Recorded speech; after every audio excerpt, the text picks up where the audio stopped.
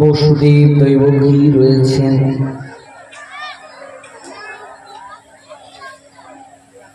বসুদেব দৈবকী রয়েছেন।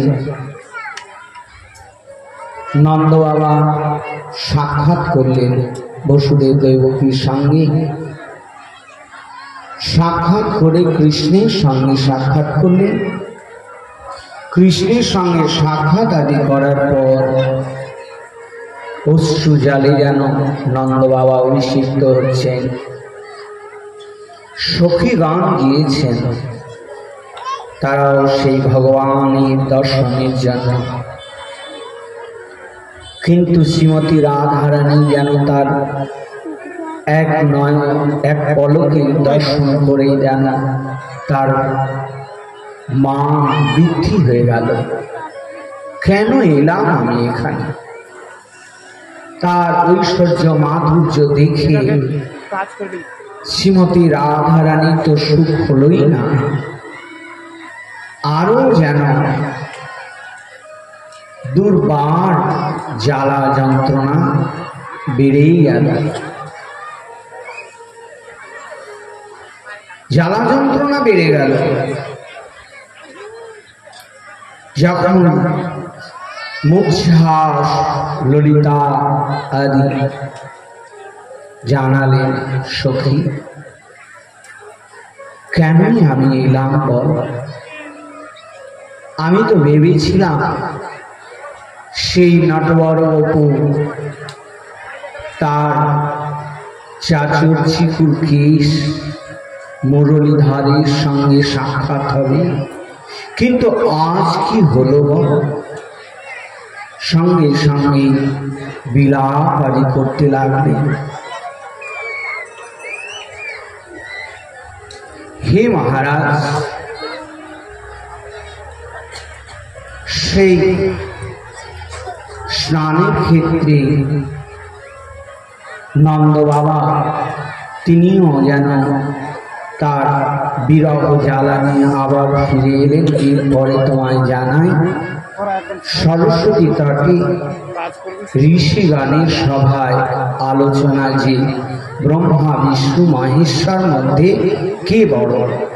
ভিন্ডু মণিক দায়িত্ব। ভিন্ডু তিনি ছুটলেন।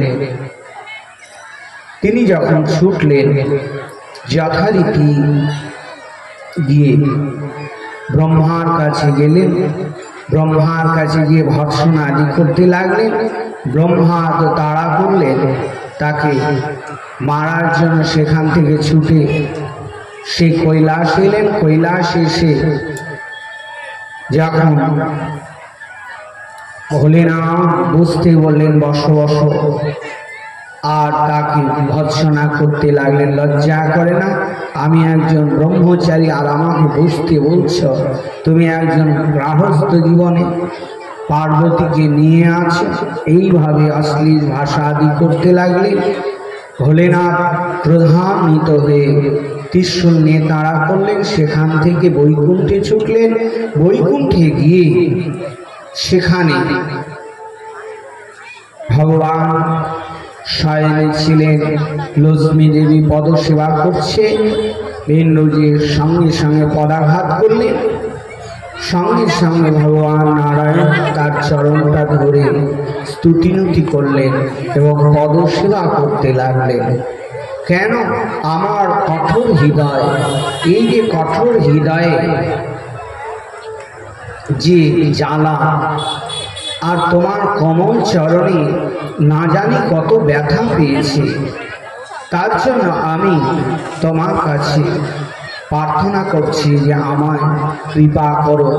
হে ঋষিবর, তোমার কষ্ট হয়েছে, তাই তার চরণ সম্মান করতে লাগলেন। ঋষি লজ্জিত হলেন যে যদি উপাসনা করতে হয় তাহলে ভগবান বিষ্ণুরই উপাসনা করতে হয়। কেন? যাকে পদাঘাত করলাম সে আমার চরণাদি নিয়ে স্তুতিনুতি করছে এবং তা আমার চরণ পদসম্মান করছে। লজ্জিত হয়ে সেই ভিন্ডু তার স্তুতিনুতি করলেন এবং জীব জগৎকে জানিয়ে দিলেন, হে মহারাজ, তারপরে তোমায় জানাই যে যদু যাদবদের তথা গমন স্ত্রীর গর্ভে। হে মহারাজ, এই পিণ্ডারক ক্ষেত্রে বিশ্বমিত্র, অসিত, অম্ব, দুর্বাসা, ভিন্দ, অঙ্গিরা ও কশ্যপ, কামদেব ও অত্রি, বৈশিষ্ট্য, নারদ প্রভৃতি ঋষিগণের অবস্থান জাম্বতী নন্দন সম্ভাকে স্ত্রী বেশে সজ্জিত। হে মহারাজ, এই সুন্দরভাবে সজ্জিত করেছেন করে তারা চিন্তা করছে যে এই ঋষিরা ভালো মন্দ খায় আর দক্ষিণা নেয়, তো এরা আদেও কি ঋষি নাকি পরীক্ষা করে। তাই তারা যে বলেন, আচ্ছা বলুন তো এর গর্ভে কি আছে, পুত্র আছে না কন্যা আছে। যখন বললেন এই স্ত্রীর গর্ভে কি সন্তান আছে, তার জিজ্ঞাসা ঋষিগণের ক্রোধ এবং অভিশাপ। জনশীর্ষতীব মন্দামশলং কুলনাশনম। সঙ্গে সঙ্গে প্রধানিত হয়ে অভিশাপ দিলেন, আর অভিশাপের সঙ্গে সঙ্গে সেই পেটের মধ্যে কাপড় টাপড় জড়িয়ে এসেছিলেন নারীদের সেজে সব লহখণ্ড হয়ে গেল। সঙ্গে সঙ্গে তারা ভয় পেয়ে ছুটে গেলেন উগ্রসেনের কাছে। উগ্রসেনের কাছে গিয়ে জানালেন, এই মুসর তোমরা যাও সমুদ্রের তটে গিয়ে পাথরের সঙ্গে ঘর্ষণ করে করে ওটাকে ক্ষয় করে দাও। হে মহারাজ, এই যদু বংশ শ্রীকৃষ্ণের 16,108টি কন্যা। এই মধ্যে প্রাধান্য প্রত্যেকের 10টি করে পুত্র ছিল।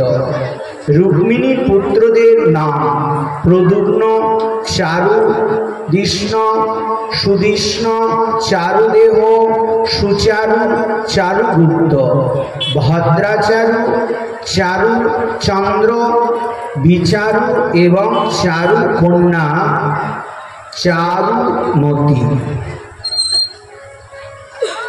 কৃত বর্মার পুত্র বলির সঙ্গে চারুমতির বিবাহ হয়।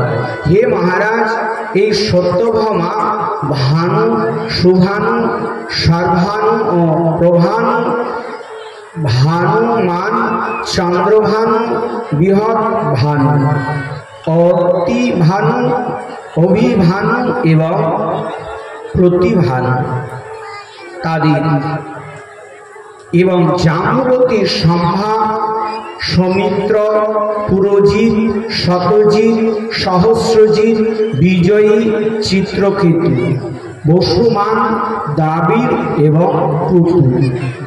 নগ্নচিতে বীর, চন্দ্র, অশ্বসেন, চিত্রগুহ, বেগবান, বিষ, আম ও শঙ্কু, বসু এবং কুন্তি।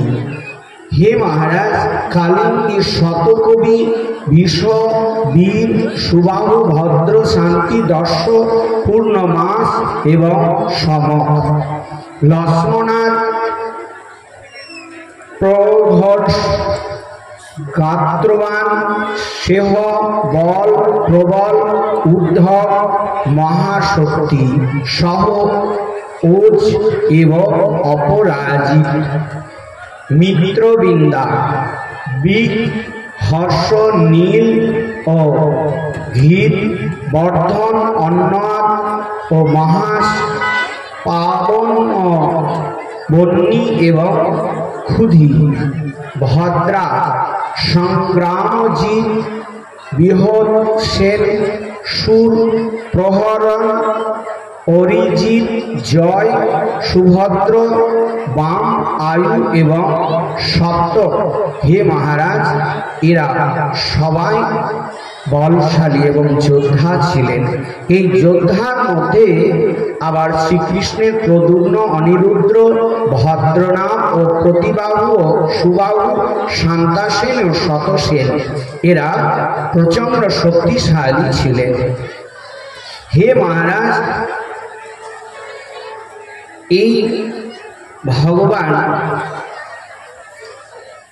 ব্রহ্মশাপকে কেন্দ্র করে যদুকুল ধ্বংসের কারণ। কেন? যখন ব্রহ্মা আসলেন, ব্রহ্মা এসে বললেন, কেন যে প্রভু আর কতদিন? বৈকুণ্ঠ খালি হয়ে আছে, 125 বছর তোমার হয়ে গেল, আর কতদিন তুমি থাকবে? ব্রহ্মাকে বললেন যে ব্রহ্মা, আমার এখনো কাজ শেষ হয়নি, কিছু দিনের মধ্যেই আমি চলে যাব। দিয়ে বড় আক্ষেপ হচ্ছে, ব্রহ্মা, আমি যে নিজের কর্মের মধ্যে এতদিন ব্যস্ত থেকে গেলাম, তাহলে জগৎ জীবের জন্য কি করলাম? ব্রহ্মার সামনে ইন্দ্র আদি সবাই এসেছেন। ইন্দ্র বললেন, প্রভু, তুমি কেন চিন্তা করছো? কারণ চিন্তার তোমার কোনো কারণই নেই। তুমি যাবতীয় যা লীলা করেছ, এই লীলাকে শ্রবণ করে জীব জগৎ উদ্ধার পেয়ে যাবে।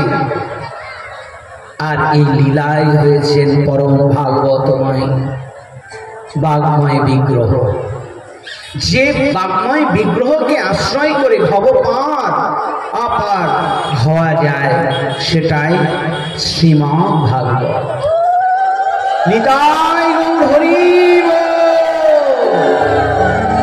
তাই বললেন যে প্রভু, তুমি চিন্তা করিও না, তোমার লীলা আর তোমার নাম কলিযুগে পরম শ্রেষ্ঠ হবে। কলিযুগের যত বেদ আদি আছে, উপনিষদ, তার মূল শাখা হয়ে দাঁড়াবে এই নাম, মহামন্ত্র নাম। কেন?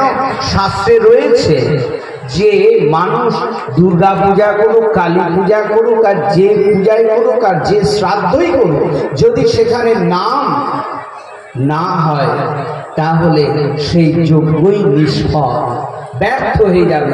করোড় করোড় টাকাও যদি সেখানে ব্যয় করা হয়, কোনো মূল্যহীন হয়ে যাবে। মানুষ খুব সুন্দর, কিন্তু হাত নেই, কি হবে? সুন্দর লাগবে? তাই নাম ছাড়া সবই ব্যর্থ। কলিযুগে চিন্তা তুমি করিও না। ভগবান তাই সেই যদুকুলকে ধ্বংস করার জন্য নিজের কাঁটা দিয়ে যেন কাঁটা তুলছে। কাঁটা ফুটলে কাঁটা দিয়ে কাঁটা তোলার নেই, তিনি সৃষ্টি করে আবার এই ব্রাহ্মণ আদিকে দিয়ে অভিশাপকে কেন্দ্র করে চলে গেলেন। হে মহারাজ, এইভাবে অভিশাপগ্রস্ত যখন হয়ে গেলেন এবং সবাই যখন জানতে পারলেন বাসুদেব তিনি মর্মাহত হয়ে গেলেন, বাসুদেব মর্মাহত নারদের কাছে প্রার্থনা জানালেন যে নারদ, আমি তো ভগবানকে পুত্র রূপে কামনা করেছিলাম, কিন্তু আমি ভগবানকে পেয়েছি। এই যে ভগবানকে পেয়েছি, কিন্তু আমার নিজের কর্তব্য কি, নিজের কর্ম কি, এটা আমি ভুলে গিয়েছি। তো আমার করণীয় কি? আমার কর্তব্য কি? গৃহস্থ জীবনে মানুষের মুখ্য কর্তব্য কি? এবং এই পারাপার ভব পারাপার হওয়ার যে রাস্তা, নারদ তুমি কৃপা করে আমায় জানিয়ে দাও। নারদ বললেন, বসুদেব, যে তুমি ভগবানের পিতা, তাতে তো তোমার সর্ব অমঙ্গল নাশ হয়ে গেছে।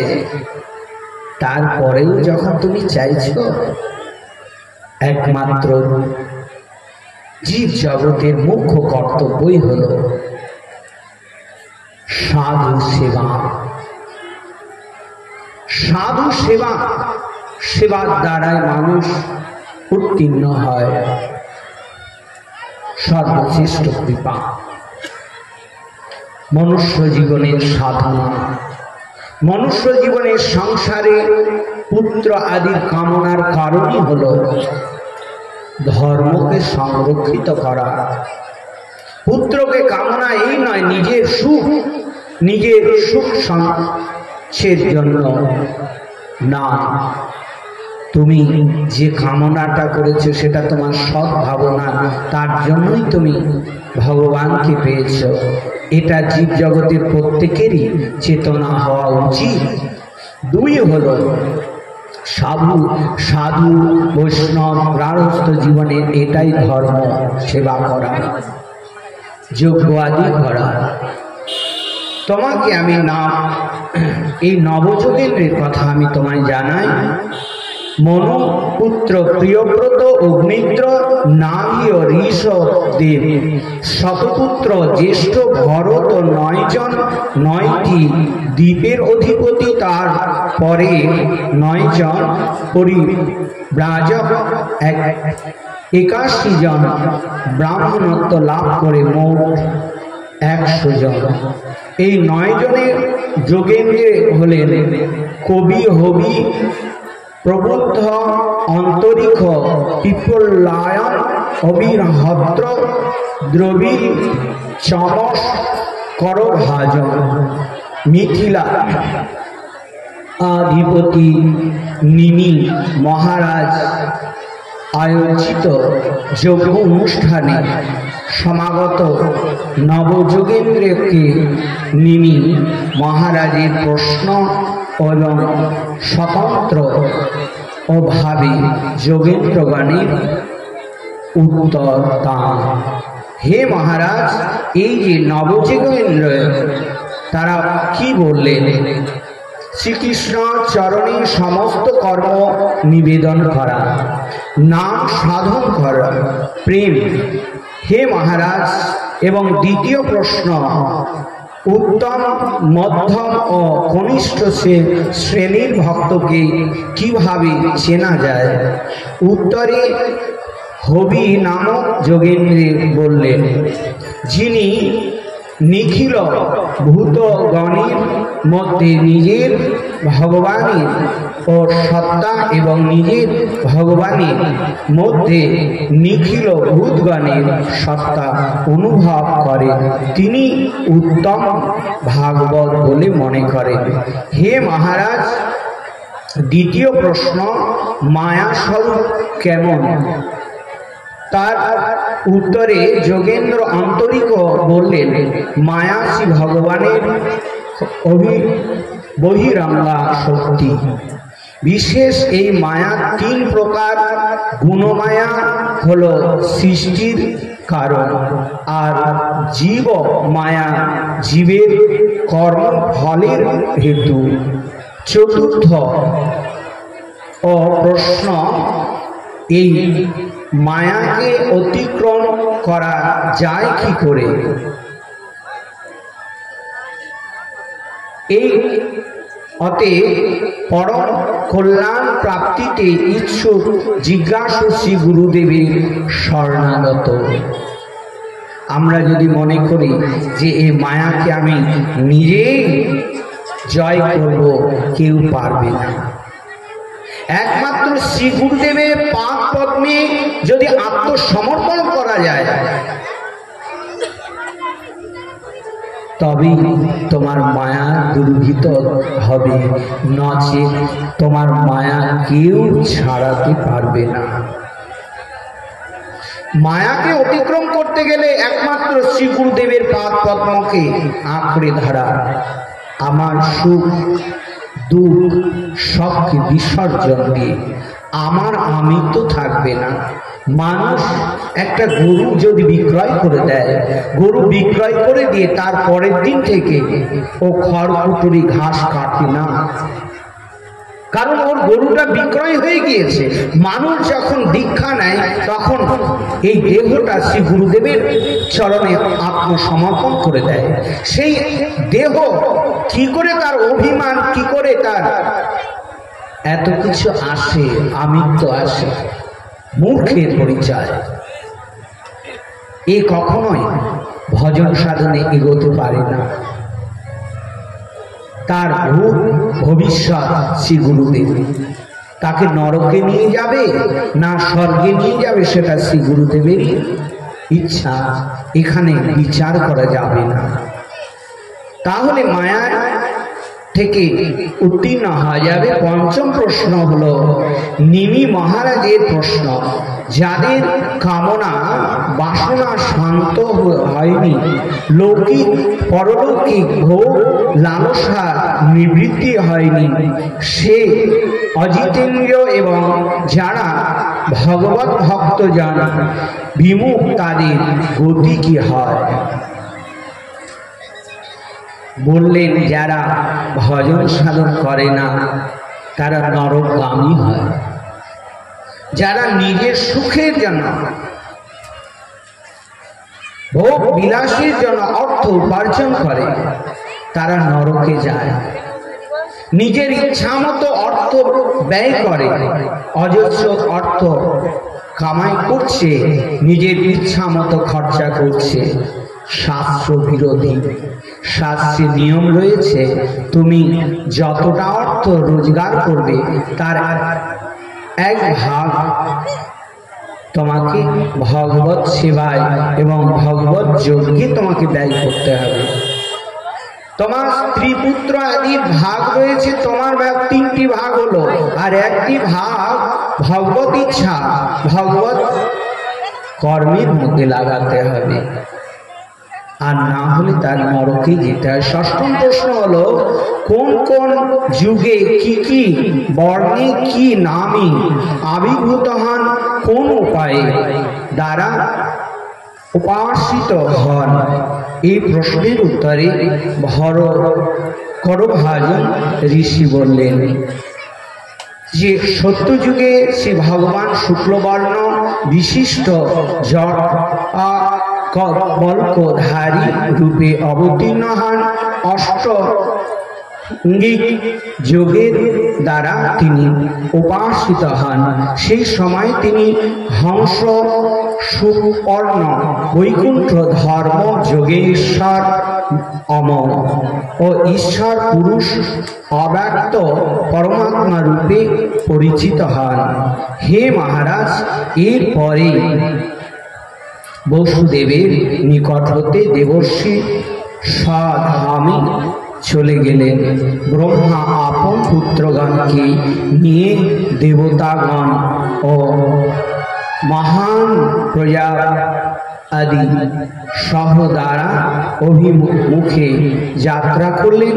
সকল জীবের প্রতি শুভ প্রয়াসী দেবাদিদেব শিব ও বহু ভূত প্রেতাদি পরিবেষ্টিত হয়ে সেখানে উপস্থিত হয়েছিলেন।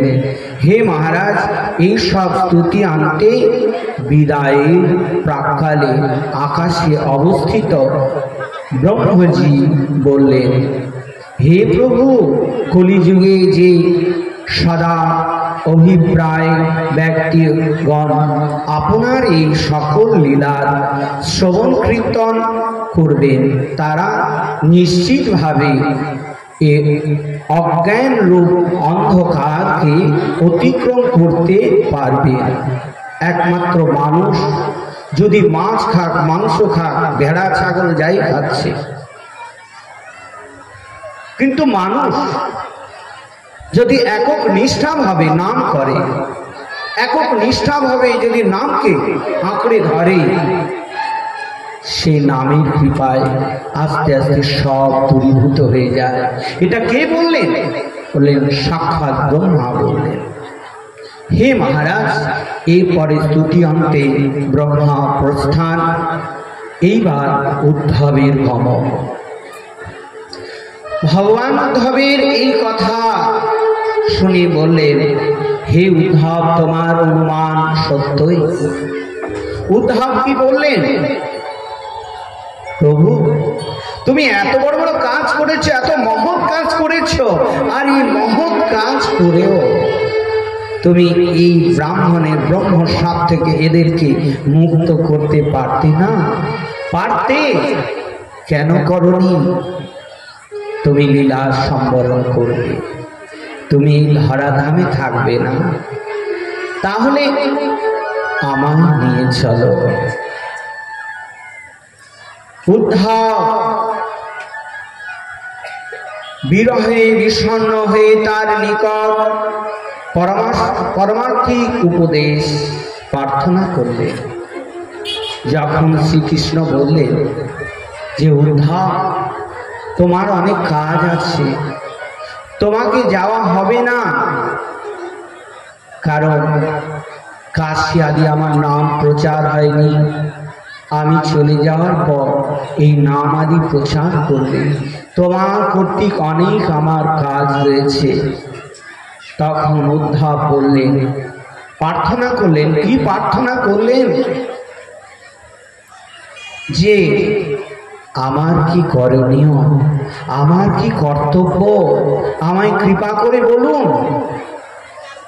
তখন ভগবান শ্রীকৃষ্ণ অবধূত সংবাদ জানালেন।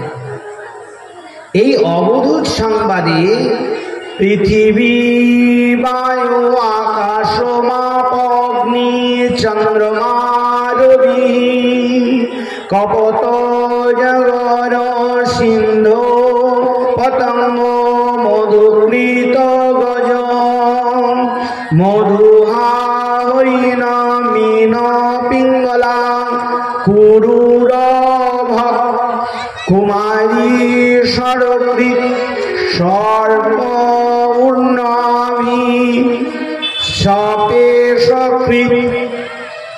উদ্ধব তোমাকে আমি এই অবধূত সংবাদ, তিনি যে 24টি গুরু করেছিলেন, এটা তোমাকে আমি জানাই। দেখুন, উদ্ধব ভগবানের প্রিয় সখা, আর অর্জুন ভগবানের প্রিয় সখা। অর্জুনকে কেন্দ্র করে এই 18টি অধ্যায় আদি শিক্ষা প্রদান করলেন জীব জগৎকে। আর অর্জুন তিনি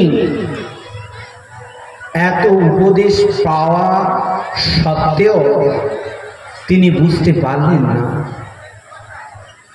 ভগবানকে চিনতে পারলেন না।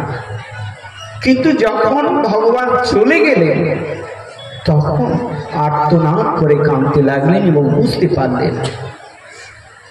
কিন্তু উদ্ধব বাল্য বয়স থেকেই কৃষ্ণকে জানেন, তাই আজকে উদ্ধবকে যে শিক্ষা প্রদান করছেন,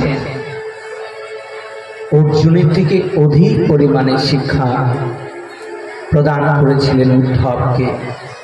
কারণটা উদ্ধবের চেতনা, জ্ঞান, ভক্তি প্রথম থেকেই ছিল, কিন্তু অর্জুনের ছিল না।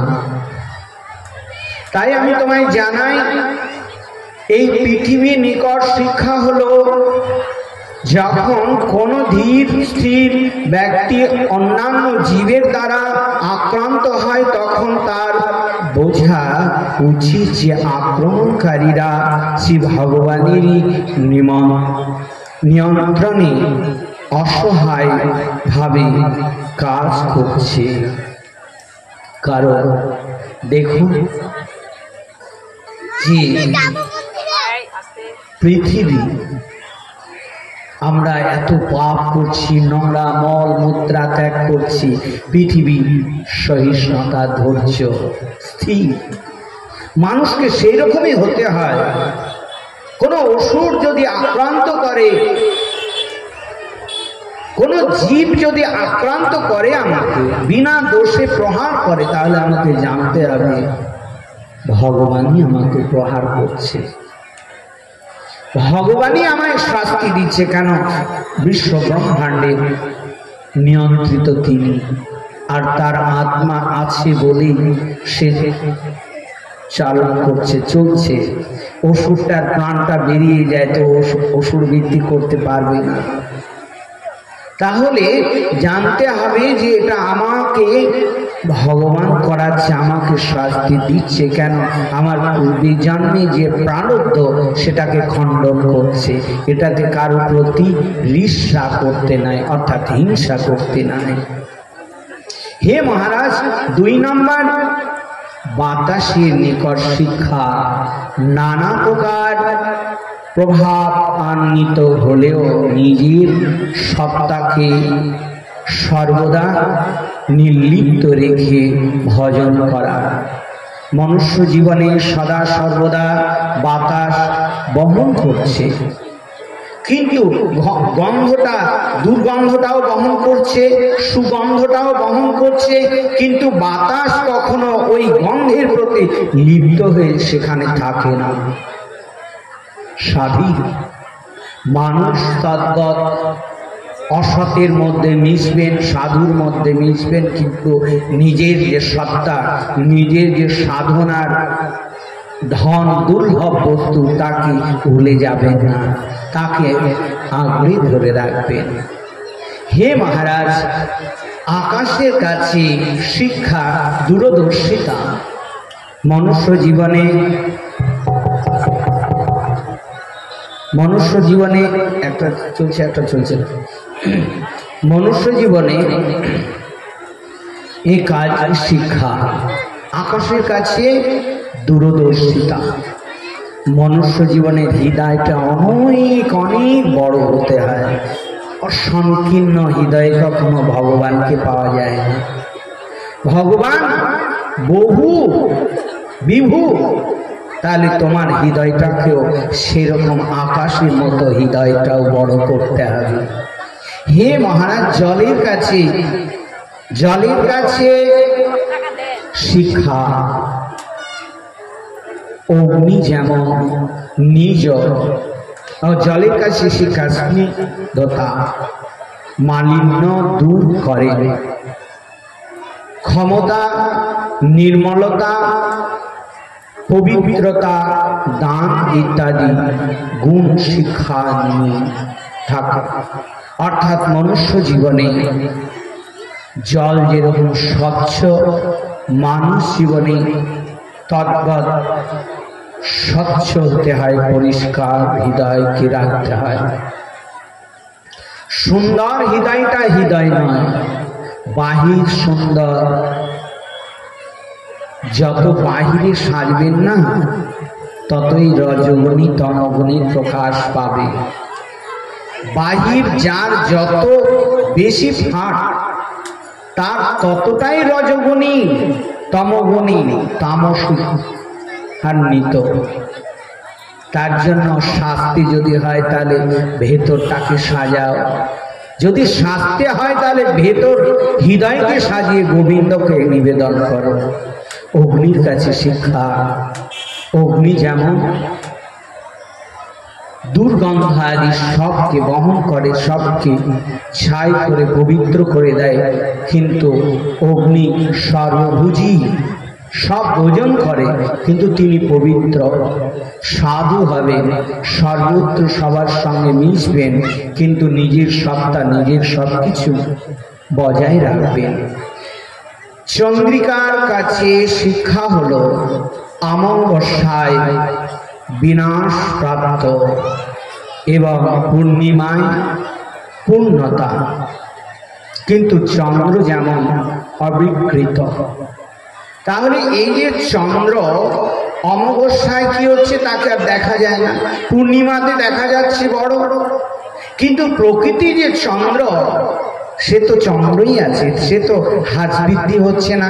অর্থাৎ আত্মার কোনো হ্রাস বৃদ্ধি নেই।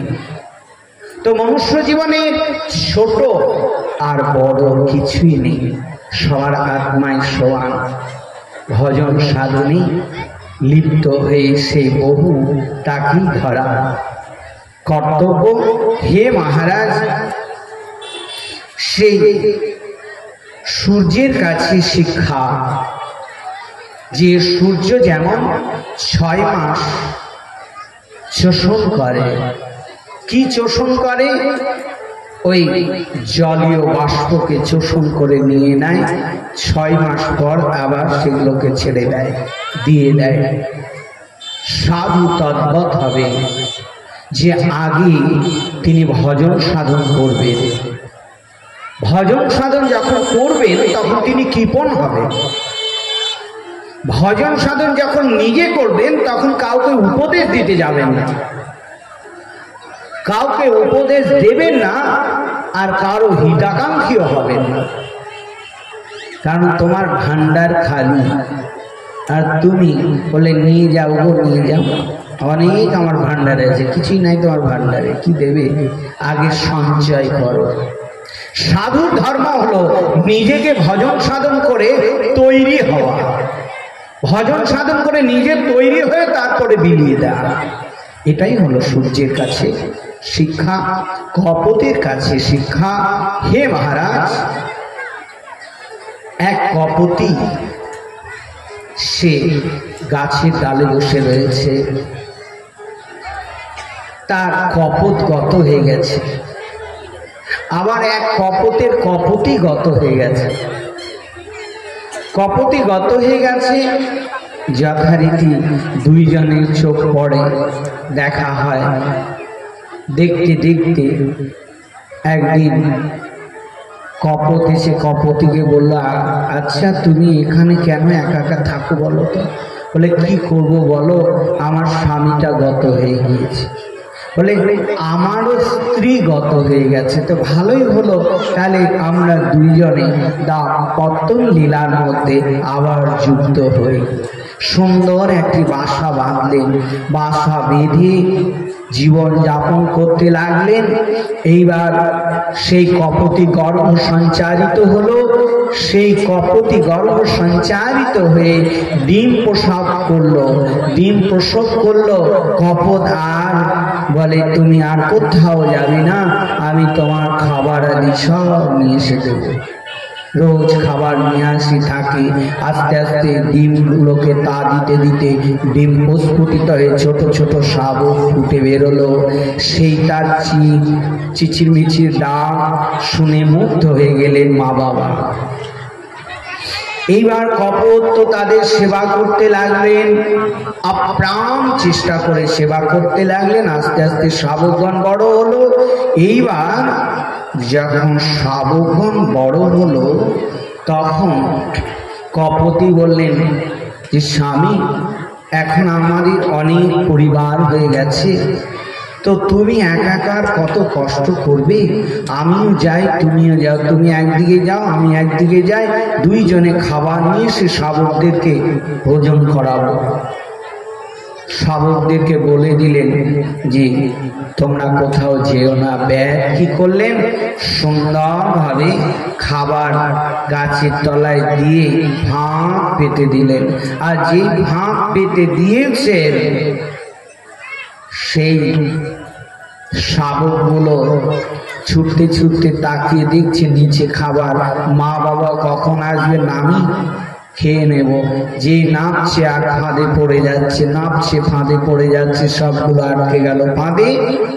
কপতি ছুটে এলেন। কপতি এসে দেখলেন এ কি ব্যাপার, চিৎকার করে আর্তনাদ কাঁদতে লাগলেন। কাঁদতে কাঁদতে তিনি দেখলেন আমার আর বেঁচে থেকে কি লাভ, আমার শাবকগুলোই যখন চলে যাচ্ছে আমিও প্রাণ ত্যাগ করবো। দেখি যদি চেষ্টা করে যদি তারা উদ্ধার পায়। এইবার তিনি আসলেন, এসে তাদেরকে উদ্ধার করতে এসে তিনিও ফাঁদে পড়ে গেলেন। কপত ছুটে এলেন।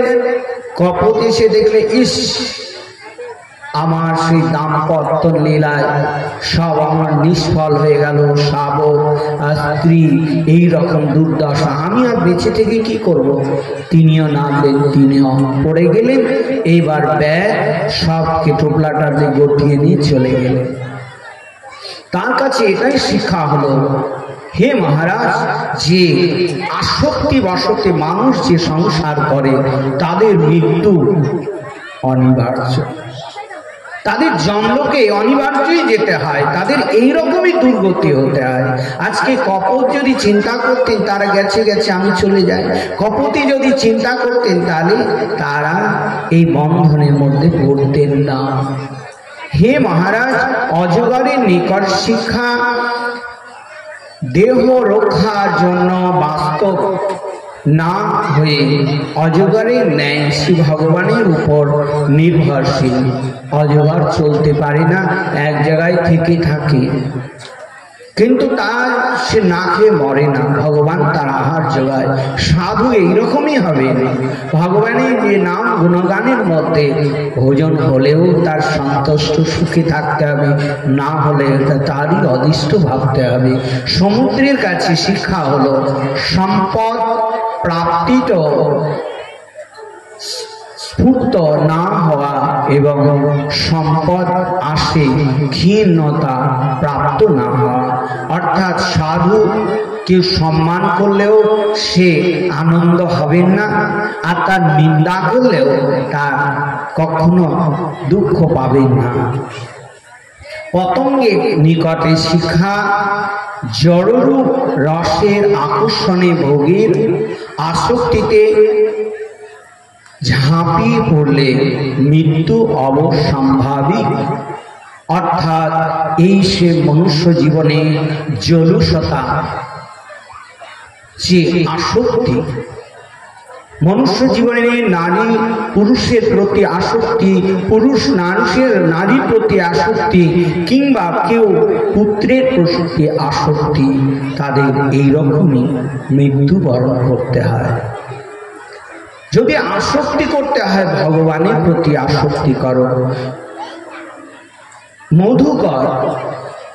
কারণ ওই জলুসের দ্বারায় পতঙ্গ যেরকম অগ্নিতে পড়ে তারা প্রাণ বিসর্জন করে, ওই জলুসতা স্পর্শের সুখের দ্বারায় ঝাঁপিয়ে পড়ে তার মৃত্যুবরণ হয়। মধুকর অর্থাৎ সঞ্চয় বৃদ্ধি, মানুষ অতিরিক্ত সঞ্চয় করবেন না। কেন?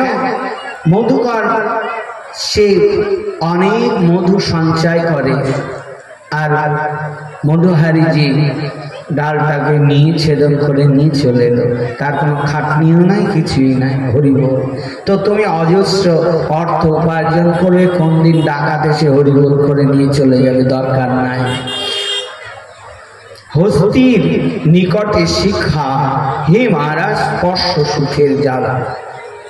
কারণ একটা হস্তিনীকে রেখে সেখানে ফাঁদ পেতে রাখলেন, হস্তি জঙ্গল থেকে ছুটে এসেছেন হস্তিনীকে স্পর্শ করার জন্য।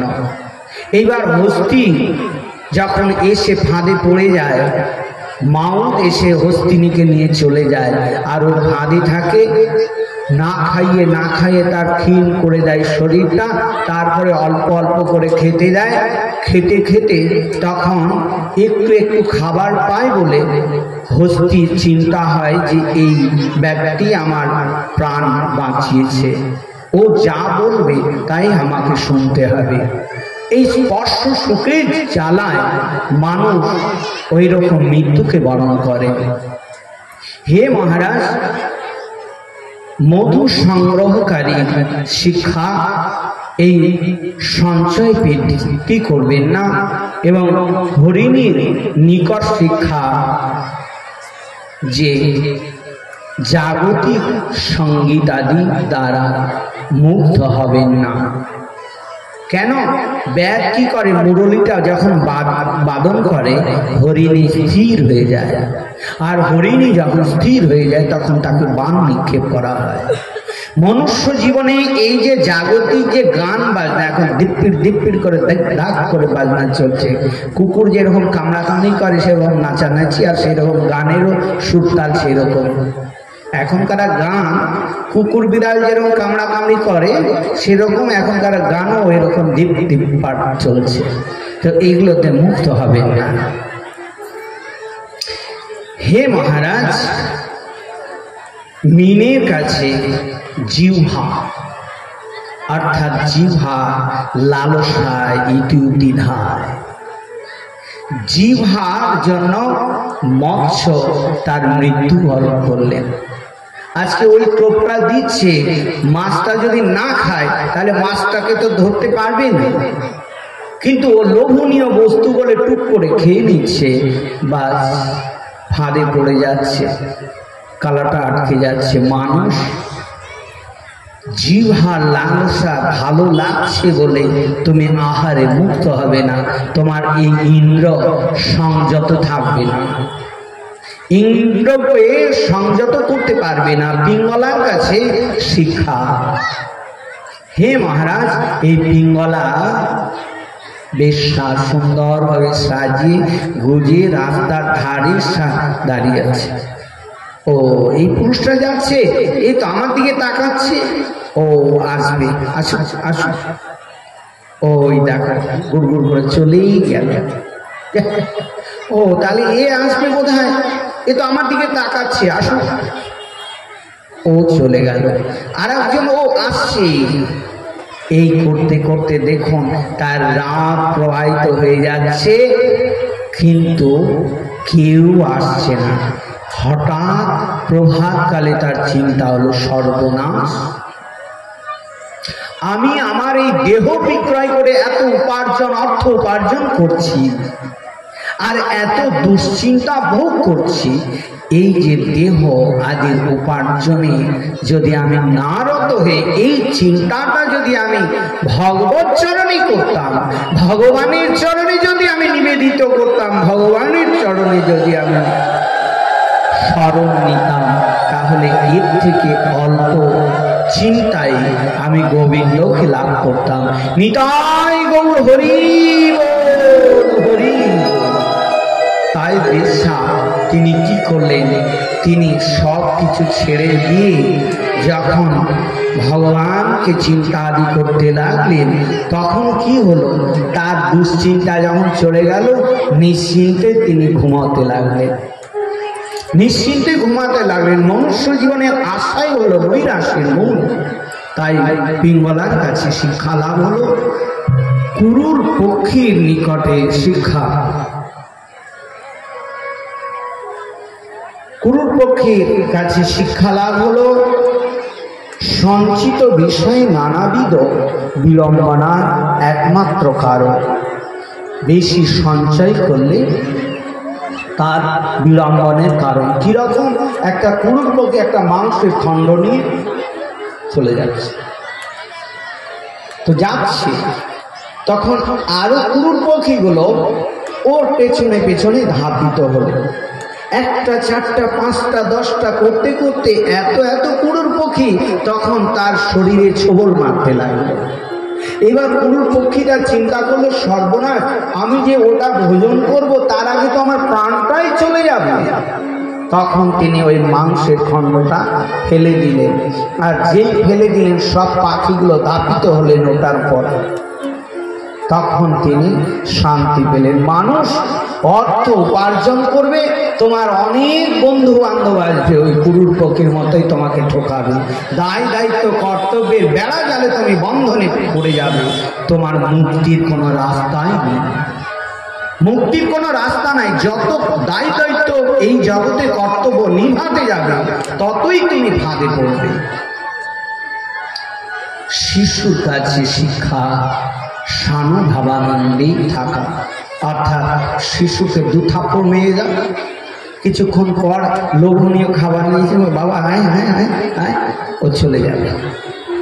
মানুষ জীবনে কেউ গালি দিয়েছে,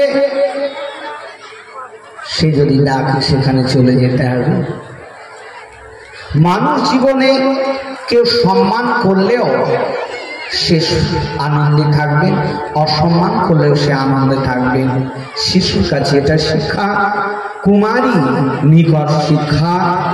হে মহারাজ, এই কুমারী তিনি কি করলেন, বাবা মা চলে গেছে কাজে, যুবতী নারী ঘরে রয়েছেন, তাকে দেখতে এসেছেন বিবাহের জন্য। তো বিবাহের জন্য দেখতে এসেছেন, সেই কুমারী জয় শ্রী রাধে জয় গৌর মা এবং বাবাদের কাছে নিবেদন, আপনাদের দ্বারে যাচ্ছে ভক্তগণ তাদেরকে মুক্ত হস্তে দান করবেন। জয় শ্রী রাধে জয় গৌর। তো কুমারী তিনি যথারীতি তাদের সসম্মানে চরণাদি ধৌত করে নিলেন, সব কিছু করলেন, করে ঘরে বিছনা করে দিলেন। আমার মা বাবা তো বৈকালে আসবে, তো আপনারা একটু বিশ্রাম করুন, ঘরে চাল নেই, ধান আসে, তো উদুখল আছে, উদুখলে ধানগুলো কোটাতে হবে। তো পাশের ঘরে ধান কোটাচ্ছে, কোটাতে গিয়ে ঝনঝন করে চুরি বেজে উঠল। যেই চুরি বেজে উঠছে সর্বনাশ, তারা তো জেনে যাবে, তাহলে বলবে এই এমন ঘরের মেয়েকে নিয়ে যাওয়া যাবে না, এর ঘরে দুমুঠ চালও রাখে না। হ্যাঁ, তখন একটা একটা করে চুরি ভাঙছেন আর ধান কুটছেন, শব্দ হচ্ছে ঝনঝন করে। এইভাবে একটা একটা করে ভাঙতে ভাঙতে সব চুরি ভেঙে একটা করে চুরি রাখলেন। এর কাছে শিক্ষা এটাই হলো, মনুষ্য জীবনে ভজন সাধন যদি করেন তাহলে একা থাকতে হবে, দুজন থাকা যাবে না। সবার একত্রিতভাবে মিশতে পারো, কিন্তু ভজন সাধনে একা।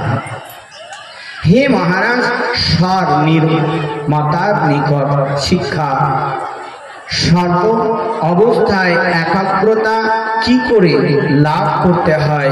রাজসভা যাত্রাতে মনসংযোগ।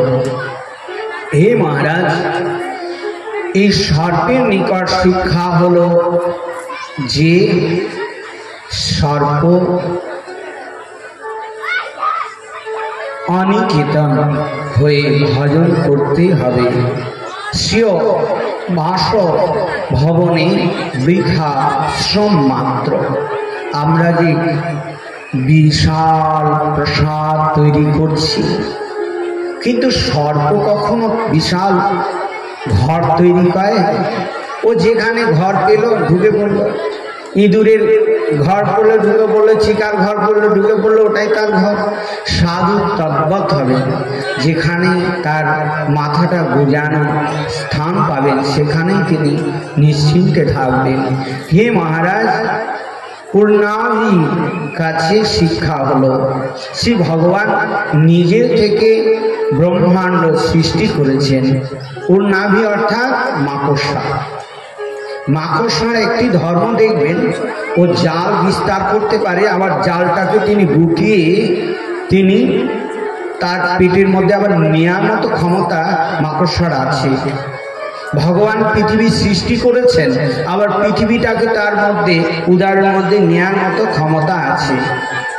তাহলে মনুষ্য জীবনে এই যে আমাদের যে পঞ্চভৌতিক দেহ আদির দ্বারায় আমরা যাবতীয় যা কিছুতেই পীড়িত হই না কেন, উদ্দেশ্য একটাই থাকবে, কৃষ্ণ অনুশীলন করে আমাকে স্বধামে চলে যাওয়া।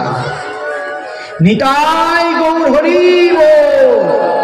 কৃষ্ণ অনুশীলন করে স্বধামে চলে যাওয়া, এটাই আমাদের উদ্দেশ্য। ভগবান যখন পৃথিবীটাকে সৃষ্টি করেছে, আবার পৃথিবীটাকে ধ্বংস করে নিজের মধ্যে তিনি নিয়ে নেয়, হৃদয়ের মধ্যে। তদ্বৎ আমার দেহটাকে দ্বারাই আমি ভজন সাধন করে আমার ভেতরটা হৃদয় অর্থাৎ ভগবানের কাছে পৌঁছে যাওয়া। হে মহারাজ, পেশকৃতির নিকট শিক্ষা হলো ভগবৎ সেবক উপযোগী দেহের ভাবনা আসক্তির সঙ্গে ভারতে থাকলে তদনুরূপ দেহ অনায়াসে প্রাপ্ত হওয়া যাবে। কারণ এই যে পেশকৃতিকে নিকট শিক্ষা কি হলো, ভগবৎ সেবক উপযোগী দেহের ভাবনা আসক্তির সঙ্গে ভাগবতে থাকলে তদনুরূপ দেহ অনায়াসেই প্রাপ্ত হওয়া যায়। অর্থাৎ মনুষ্য জীবনে একটা জিনিস দেখবেন, আমার মনটা বড় চঞ্চল, আমার মনটা বড় অস্থির, কিন্তু একটাই আমার উদ্দেশ্য রাখতে হবে যে আমি ভজন সাধন ঠিক মতো করতে পারছি না, মনটাকে স্থির করতে পারছি না, লোভ লালসাকে নিবৃত্তি করতে পারছি না বলে জীব তুমি কিছুই করিও না। কিন্তু ভাগবতকে আশ্রয় করে থাকো এবং ভারতবর্ষকে তুমি আশ্রয় করে থাকো, ভারতবর্ষকে তুমি ত্যাগ করিও না। নিতাই গৌর হরি বল, হরি বল। ওই ভারতবর্ষের মহিমা এবং ভারতবর্ষের ভূমি এমনই একটা শক্তি, আর সেই শক্তির দ্বারাই ভাগবতের আশ্রিত হয়ে তুমি সধামে চলে যাবে। বলে এরকম কোনো নিয়ম আছে? বলে দেখুন, পরীক্ষিত মহারাজ 7 দিন 7 রাত ভাগবত শ্রবণ করেই তিনি নিত্যধামে চলে গেলেন। দেহের কাছে শিক্ষা হলো পঞ্চভূতাত্মক দেহ, পঞ্চভূতে বিলীন হয়ে যাবে, অথচ সেই শরীরকে আশ্রয় করে আমাদের ভজন করে মুক্তি লাভ করতে হবে। দেহ আমার একটা গুরু, তাহলে দেহর কাছে আমি কি চাইবো? ভোগ বিলাস? বলে না, এই দেহটা আমার গুরু, এই দেহকে আশ্রয় করে আমি ভগবত দর্শন লাভ করব। আমার যদি দেহটা না থাকে ভগবত দর্শন হবে না। আজকে দেহ আছে বলেই আমি এই সভাতে এসে আসতে পেরেছি, দেহ যদি না থাকতো তাহলে সভায় আসতে পারতাম না। তাহলে এই মূল গুরু হলো দেহ, দেহকে গুরু করে তার আশ্রিত হয়ে তুমি সব চেতনার দ্বারায় ভগবত চিন্তা করো।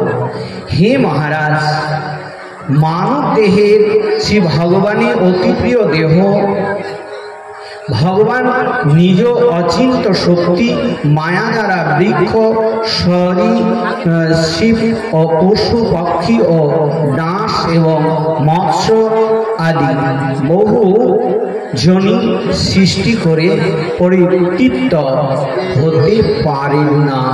তখন তিনি মানব শরীর সৃষ্টি করলেন। তাহলে মনুষ্য জীবনের মধ্যে এত সৃষ্টি হয়েছে, এত সৃষ্টির মধ্যে পরিতৃপ্ত নয়, একটাই পরিতৃপ্ত, সেই পরিতৃপ্ত হলো মানব দেহ। এই মানব দেহের মধ্যে কষ্ট আছে, দুঃখ আছে, জ্বালা আছে, কিন্তু এই মানব দেহের কষ্ট দুঃখ জ্বালা একমাত্র কৃষ্ণ অনুশীলনের দ্বারাই চলে যায়। হে মহারাজ, শ্রীকৃষ্ণ উদ্ধবকে এই অবধূত উপাখ্যান বলার পর আরো মূল্যবান উপদেশ দিলেন। এই মূল্যবান উপদেশ যে সাধু সঙ্গের দ্বারা আমার ভক্তি প্রাপ্তি হয়। হে উদ্ধব, যে ব্যক্তি লাভ করে সেই উপাসনা করে আমার সান্নিধ্য লাভ করে, সাধুগণের উপদেশ অনুসারে আমার পরম পদ প্রাপ্ত হয়। যে যদুনন্দন প্রিয় উদ্ধব, এবার আমি তোমাকে গুচ্ছ পরম রহস্য কথা বলবো। এই সর্বাপেক্ষ গোপনীয় হতে অতিশয় গোপনীয় আমার পরম রহস্যময় কথা আবার শোনো। তুমি আমার অত্যন্ত প্রিয়, তাই এই কথা তোমাকে জানাই। উদ্ধব, যেহেতু আমি সাধুগণের পরমাশ্রয় স্বরূপ, সেই জন্য সৎসঙ্গ জাত ভক্তিযোগ এবং ব্যতীত সংসার নিস্তারে অন্য উৎকৃষ্ট উপায় নেই। একমাত্র সাধু সঙ্গ এবং যাজনের দ্বারাই তুমি উত্তীর্ণ হতে পারবে। সাধু সঙ্গ ও ভক্ত হলো শ্রেষ্ঠ পথ। আমি ভক্তের হৃদয়ে সদাই বিশ্রাম করি। শ্রীকৃষ্ণ বললেন, হে নিষ্কলঙ্ক উদ্ধব, শুধু এক যুগের কথা নয়, তা যুগে যুগে হয়ে এসেছে। এটা এক যুগের কথা তোমায় বলছি না, যুগে যুগেই মানুষ সাধু সঙ্গীর দ্বারাই সব কিছু লাভ করতে পারে। জাতকৃত আত্মীয় স্বজনদের সঙ্গ সম্পন্ন, সুতরাং তাতে আসক্ত হওয়া উচিত নয়, কারণ এই মানুষ নিজের আত্মীয় স্বজনের যে আসক্তিতে বদ্ধ হবেন না। কৃষ্ণ ভজনের উদ্দেশ্যে মানব দেহ প্রাপ্তি, দেহের সেভাবেই মর্যাদা দেয়া উচিত। কখনোই শ্রীকৃষ্ণের উপদেশ প্রাপ্তির পর শ্রীকৃষ্ণের প্রতি উদ্ধবের উক্তি। হে মহারাজ, এই ভগবানের মুখ থেকে ব্রাহ্মণ, বাহুদয় থেকে ক্ষত্রিয়, জাঙ্ঘা থেকে বৈশ্য এবং দুই চরণ থেকে শূদ্রের উৎপন্ন হয়। হে মহারাজ, এই যে ব্রাহ্মণ বেদস্থিত হবেন, বেদস্থিত হয়ে তিনি যথারীতি ভজন সাধন করবে, গায়ত্রী পাঠ করবে। ক্ষত্রিয় তিনি সৈনিক, তিনি ব্রাহ্মণ আদির মর্যাদা লঙ্ঘন হলে তাদেরকে নিধন করবেন, শত্রুদেরকে দমন করবেন, সৃষ্টিদের এবং শত্রুদেরকে দমন করবে, শিষ্টকে পালন করবেন। হে মহারাজ, আর যারা বৈশ্য তারা বণিক বৃত্তি করবেন, অর্থাৎ ব্যবসা বৃত্তি করবেন, তারা অতীব অর্থ উপার্জন করবেন না। যেটা প্রয়োজন অনুযায়ী অর্থ উপার্জন করা, সেইভাবেই ব্যবসা বাণিজ্য করবে। অতিরিক্ত 2 টাকার জিনিস 20 টাকায় বেচবেন না। আর বৈশ্য অর্থাৎ শূদ্র, তারা এই ব্রাহ্মণ আদির ঘণ্টা আদি থেকে যন্ত্র এবং সৈনিকদের অস্ত্রশস্ত্র এরা নির্মাণ করবেন। হে মহারাজ, সৎ গুণ উজ্জ্বল এবং সুন্দর, রজগুণ সম্পন্ন অবস্থা এবং তমগুণ সুষুপ্তি অবস্থা অপুরুষ।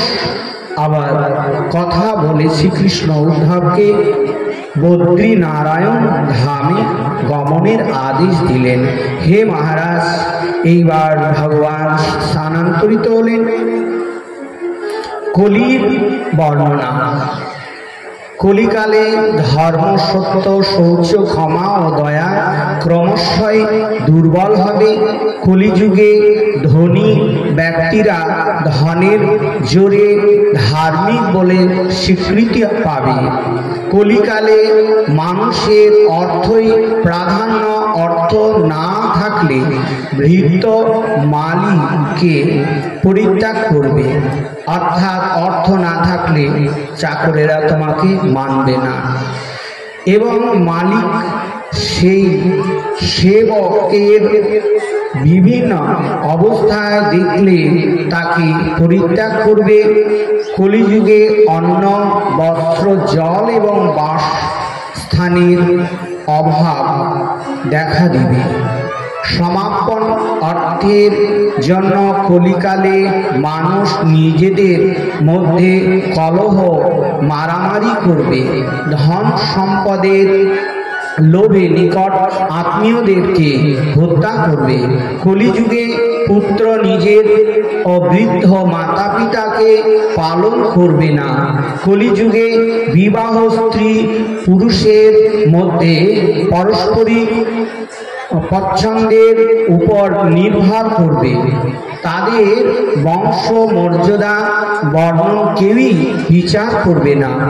ব্রাহ্মণদের সদাচার ভুলে কিছু থাকবে না।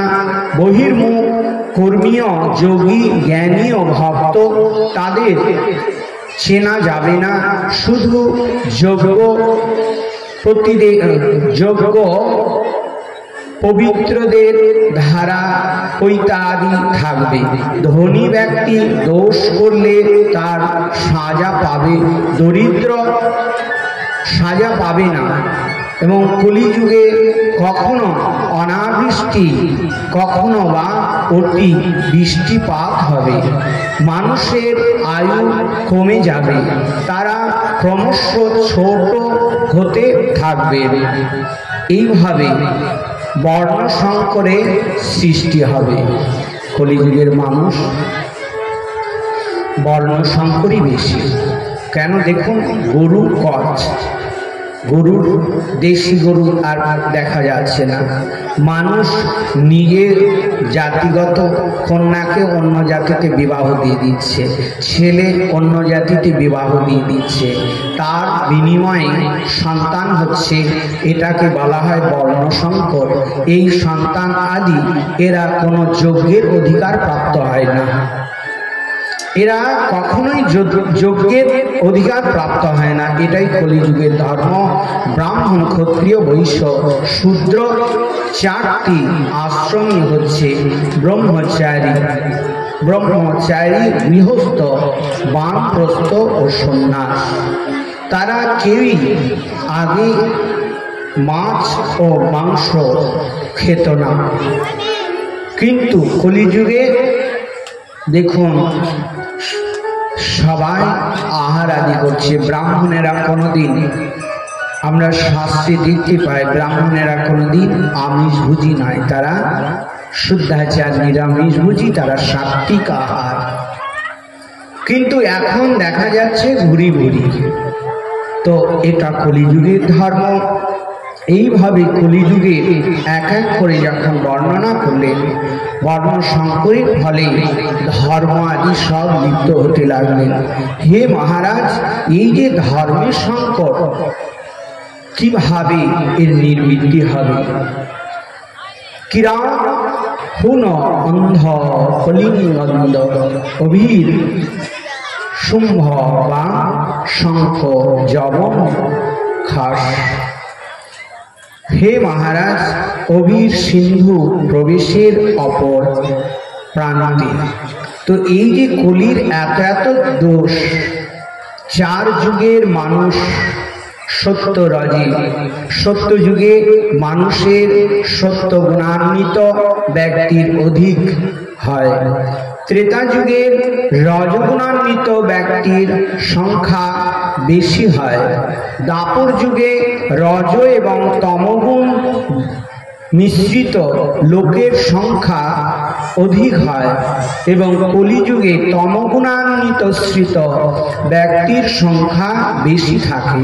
হে মহারাজ, কলিজীবের মুক্তির উপায়। এবার এত তো কলির এত দোষ, তাহলে কলি উদ্ধার কি করে পাবে? তখন ভগবান বললেন যে দেখো, কলির এটাই বৈশিষ্ট্য,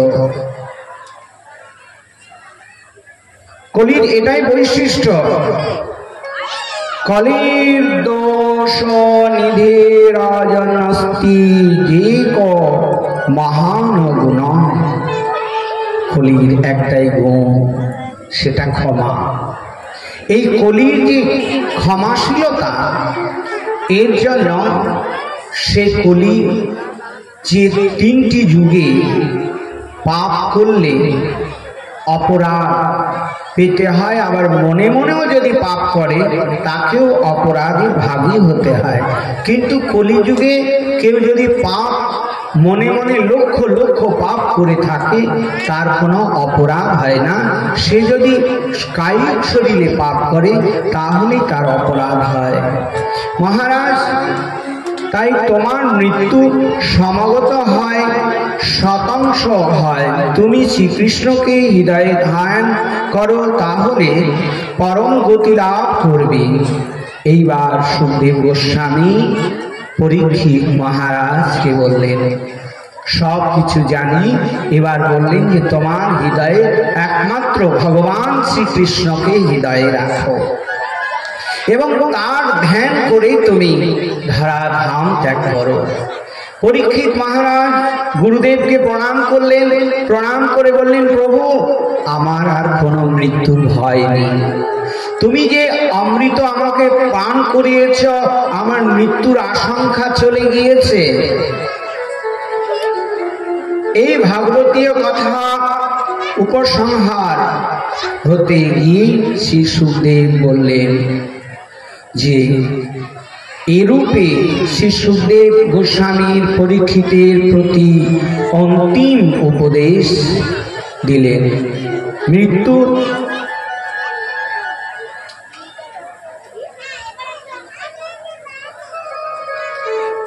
জয় শ্রী রাধা। একটি পাওয়ার বেলা চশমা কারো যদি পড়ে থাকে তাহলে অফিস থেকে নিয়ে নেবেন। জয় শ্রী রাধে, জয় গুরু।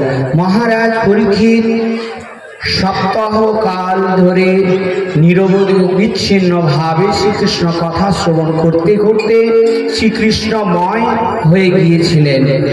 তৎপদমূলমোপহি মুপশ্চিত নন্যেতেন না বদ্ধাঞ্জলিস্তমিতমাশ বিষ্ণুরাত।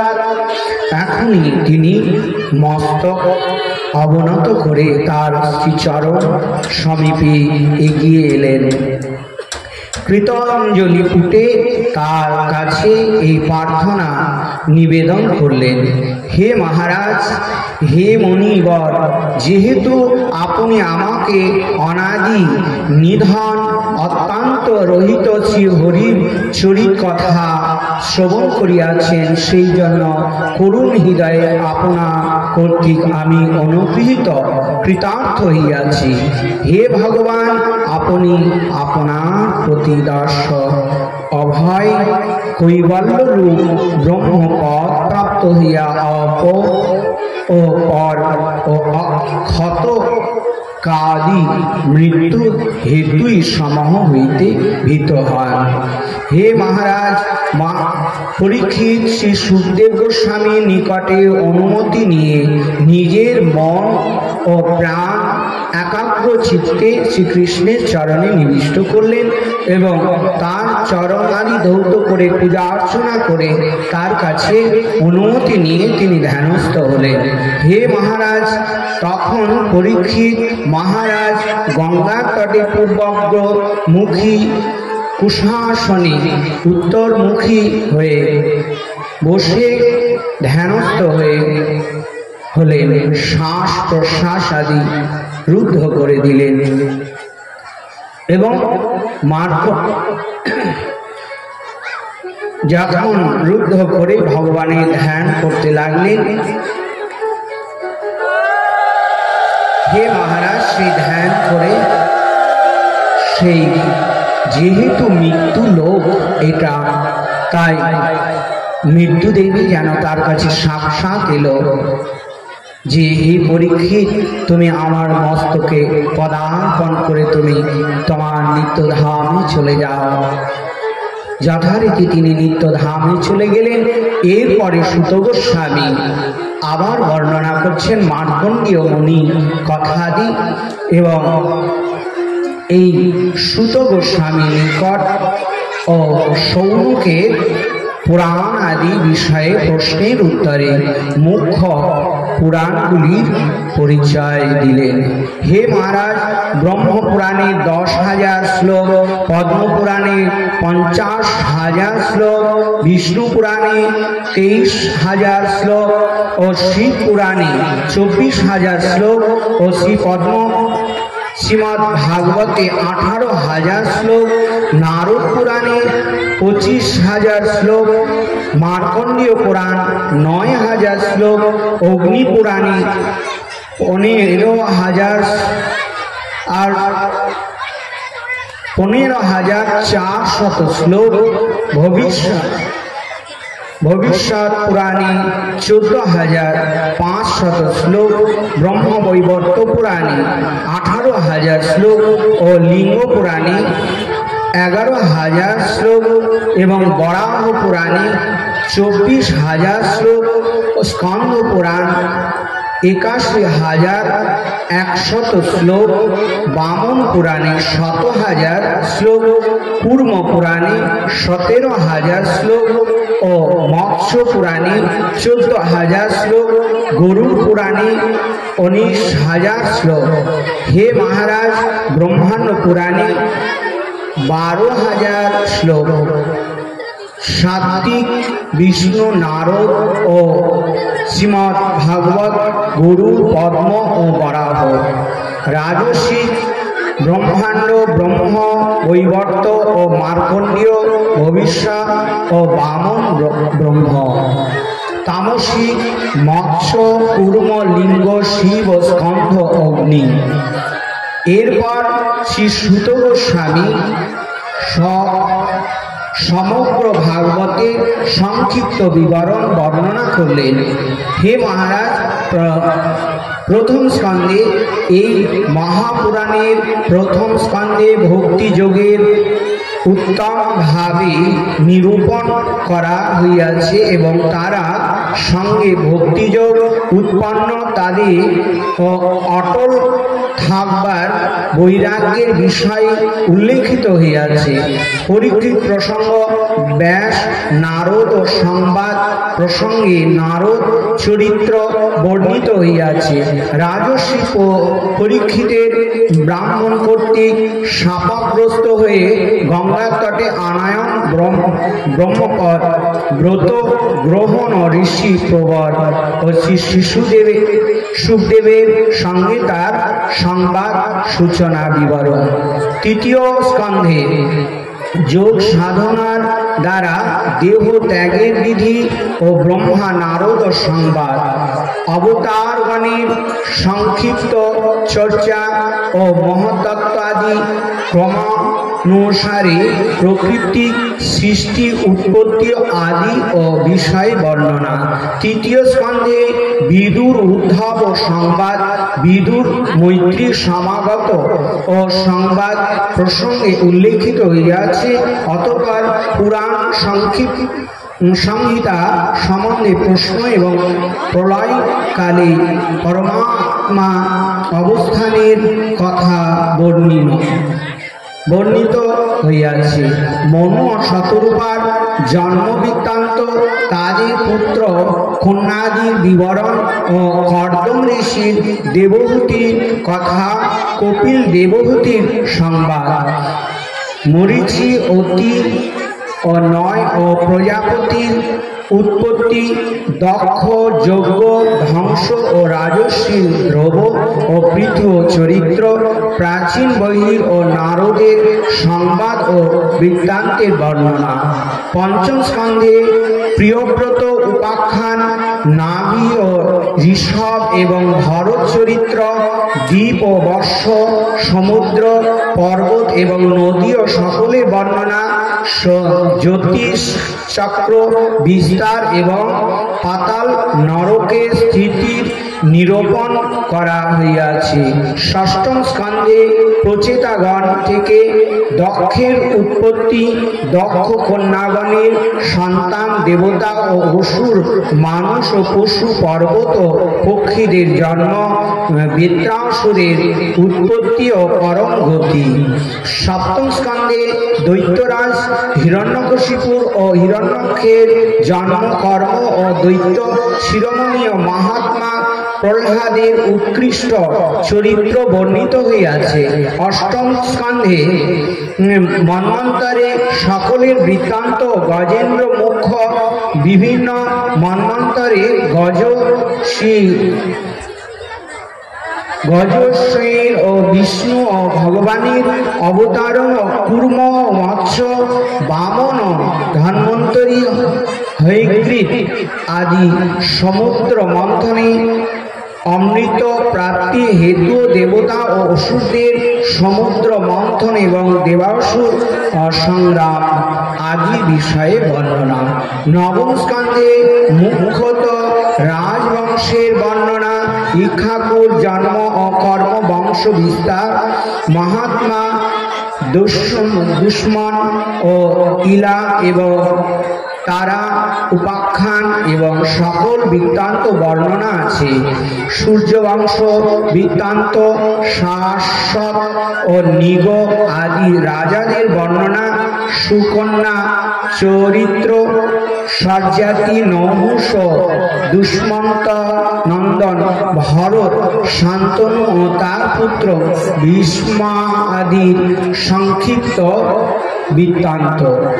দশম স্কন্ধে বাসুদেব পত্নী দেবকীর গর্ভে ভগবান শ্রীকৃষ্ণের আবির্ভাব, গোকুলে নন্দ গৃহে তার প্রতিপালন, পুতনাবধ, শকটাসুর উদ্ধার, তৃণাবর্ত নিধন, বকাসুর বৎসাসুর পেষণ ও সপরিবারে ধেনুকাসুর ও প্রলম্বাসুর বধ ও দাবাগ্নি ভক্ষণ, কালিয়া দমন ও অজগর হতে নন্দবাবাকে উদ্ধার, কাত্যায়নী ব্রত, অন্ন ভিক্ষা, গোবর্ধন ধারণ, ইন্দ্রিয় সুরভি কর্তৃক শ্রীকৃষ্ণের অভিষেক ও রাসলীলা, শঙ্খচূড় হরিষ্টাসুর কেশীদৈত্য বধ ও অক্রূরের আগমন, শ্রীকৃষ্ণ বলরামের মথুরায় গমন, বৈবস্বত দর্শন এবং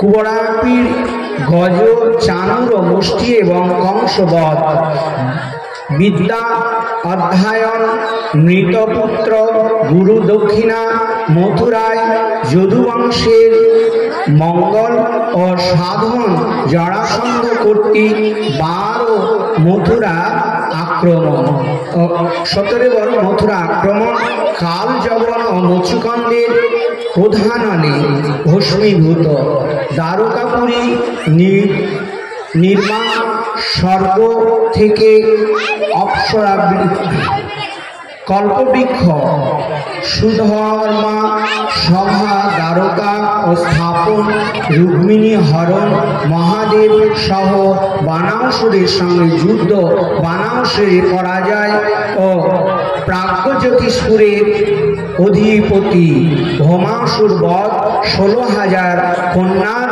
উদ্ধার ও পানি গ্রহণ, শিশুপাল, জরাসন্ধ ও পণ্ডব, লম্ব ও দন্তবক্র ও সম্বরাসুর ও দ্বিবিদ পিঠ ও মূঢ় পঞ্চজন্য প্রভৃতির উদ্ধার, কুরু ও পাণ্ডবের যুদ্ধে ধারার ভার লাঘব।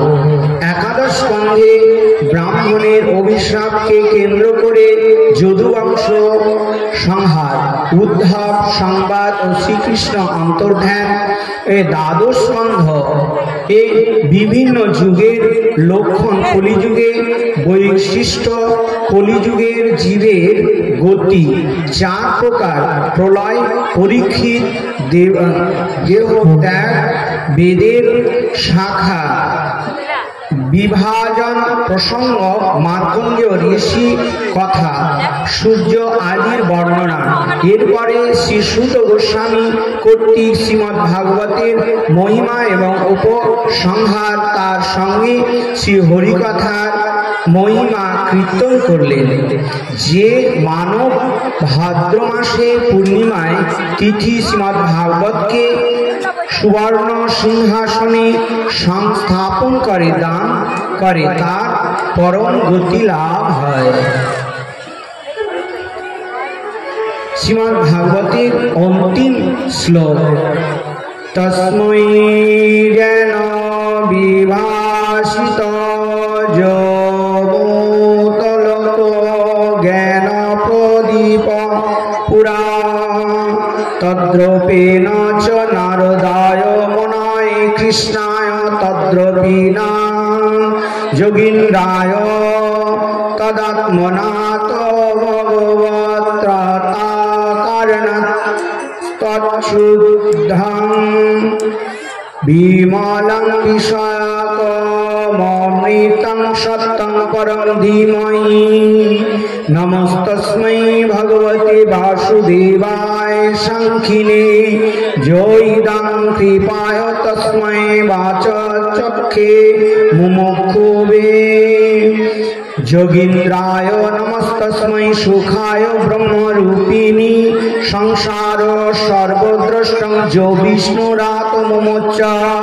ভবে ভবে যথা শক্তি পদয়স্তব জায়তে, তথা পুরুষব দেবেশ্বনাথস্তং ন যত প্রভু। শ্রী হরি আশ্রয় নাম সংকীর্তনং যস্য সর্ব পাপ প্রণাশনং। প্রণাম नमामि हरिं परं तीयं वस्तु गोविन्द तुभ्यमेव समर्पये तेन तद्विकमलेरतिं मे यच्च शाश्वतीं श्रीकृष्ण चरण कमले समर्पणास्तु हरित हरि ओम तत्सत् ओम शांति ओम शांति ओम शांति जय जय श्री